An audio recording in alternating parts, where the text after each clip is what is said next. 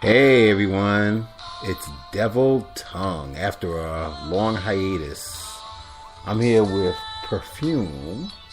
Hello. Yes, she's back co-hosting with me. And you are listening to Devil Tongue on Spreaker.com.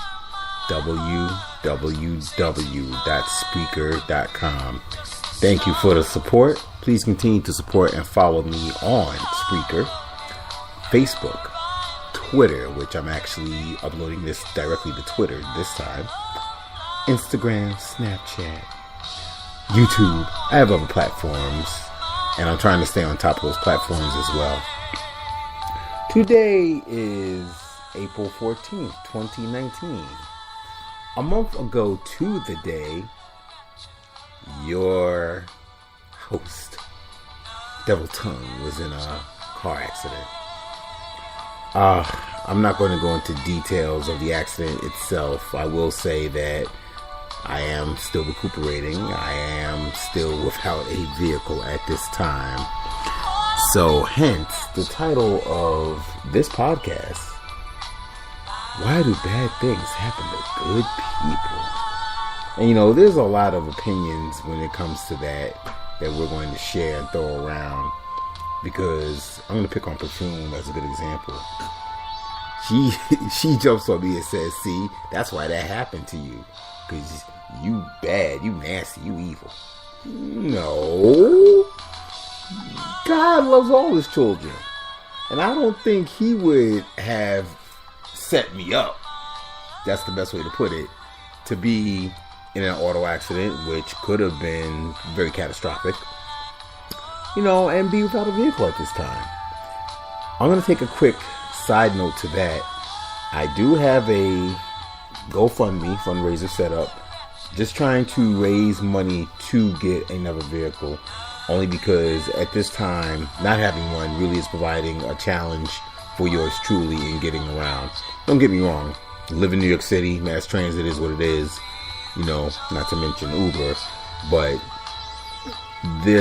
the loss of my vehicle, which was totaled in this collision, has really been hard on me. And, I'm not asking for a Lamborghini. Shout out to the New York Auto Show. I'm not asking for a 2020 anything. But I would like to try to raise money to get another vehicle. For those of you who are willing and able to help, it is greatly appreciated. And you can see my link on my Facebook page for the fundraiser. We don't use government names on this show, but it is under my government name. I'll just throw that out there. So, Perfume. Yes, sir. What's your take on bad things happening to good people? Because also, I want to throw a situation out there. There's been a lot of situations last week alone, but a situation in particular that just happened after you speak your piece. I don't know. Doesn't it make you stronger? And sometimes, let's take you for example. Yes. We get a little comfortable in our situations, a little cocky in our situations, and maybe that could be God's way of bringing us back into reality, to let him know that, without me, you would not have had that vehicle. Well, that's only my situation. But, okay, let's take, for example, what happened in Minnesota, where the gentleman tossed, I shouldn't call him a gentleman, the scumbag, excuse me. He is in no way a gentleman. He tossed the baby from the landing. What was that all about? I think that's like a different situation, but... Why? Because of mental health issues? That too. I mean, your topic is why bad things happen to good people. And then you're using the little boy who got tossed off by the man at the mall. Right. I think that's, in my opinion, that's just two different situations. I think that is a mental issue. Also, too, it could bring the parents back into reality. We're not living in a safe world. You gotta keep your eyes on your kids. Anything can happen to your kids in the split of a second. Okay, and shout out to the MTA, no doubt. The incident that happened to two MTA workers. One was a bus driver. One, I believe, was a subway conductor, where this other scumbag threw a cup full of urine in their faces.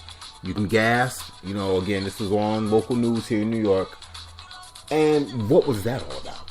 Like, when it comes to mental health, I try to take a little pause somewhat, because being nasty is just being nasty. And I'm talking straight up, you're just mean and evil-spirited.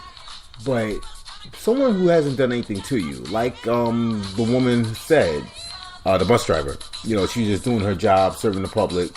She hadn't gotten into it with anybody. This guy just walked up to her bus and threw the urine on her.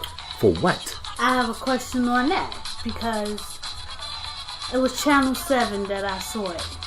And they said... Shout out to ABC. Yeah, shout out to ABC. They said, alleged.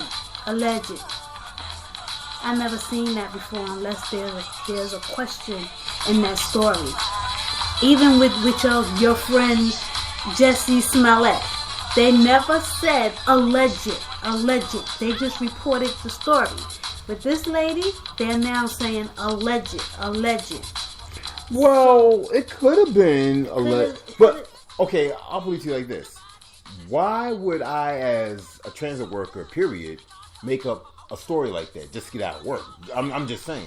Don't get me wrong. People pull scams all the time. Because like the guy who... Transit is not like regular work jobs. Like if you call out sick. Like if I call out sick tomorrow, all I have to do is just call my supervisor and tell her, listen, I'm not coming in tomorrow. And that'll be the end of that.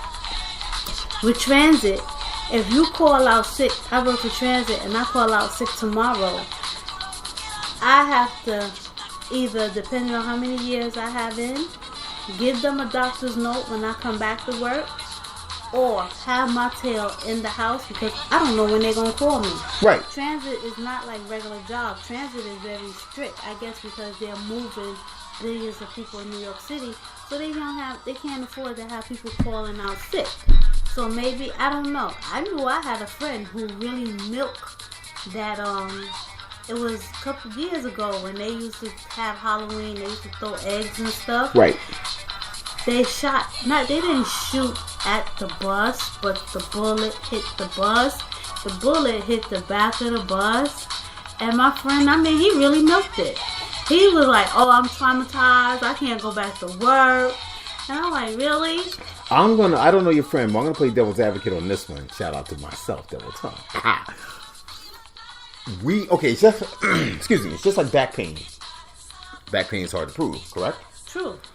When it comes to trauma, and we all deal with trauma in very different ways. Some people, they might get over it literally in a few minutes, depending on what it is. Other people, it could take years to get over the trauma.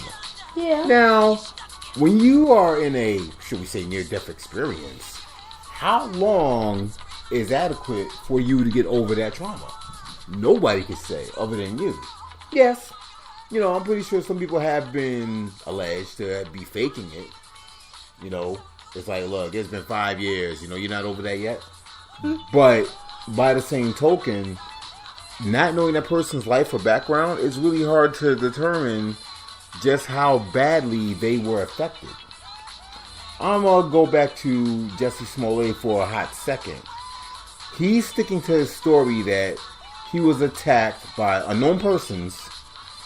They used slurs against him, etc., etc., etc. If this were gospel, if this were true, okay, let's say it is true. Well, how, one of the problems is no one believes him, or a lot of people don't believe him. He does have support, but then there's the other side that's saying, yeah, right, you're not being truthful, you're not being forthcoming with this. Because the story doesn't make sense. Remember when it first came out, I said to you, that story don't make sense at all. Okay, he is in Subways getting a sandwich. He's on the phone with his friend. Now, I'm going to play Jesse Smollett. Let me say I'm in Subways getting a sandwich and I'm on the phone with my girl.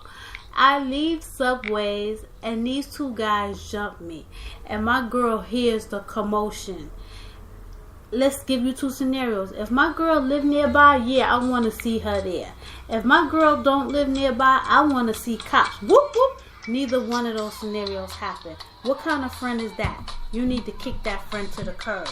Then he said that they put a noose around his neck and they poured bleach on him. Right. You know what bleach smells like Of course. when you clean your home.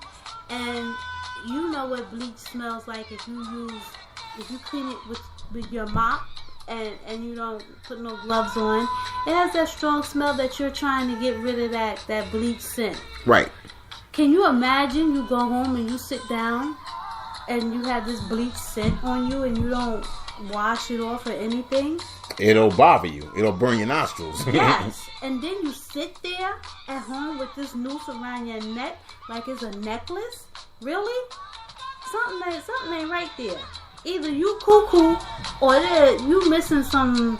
You need to cover some of them holes in that Swiss cheese. You know, we again look at bad things happening to good people, and of course, regardless of your religious grounding, why God? Why me? Why God? Why me? You know, one of my favorite personal jokes is nobody ever jumps on Satan's butt. No, everybody you quick to curse God very fast. Jehovah, Allah, Buddha, Yahweh.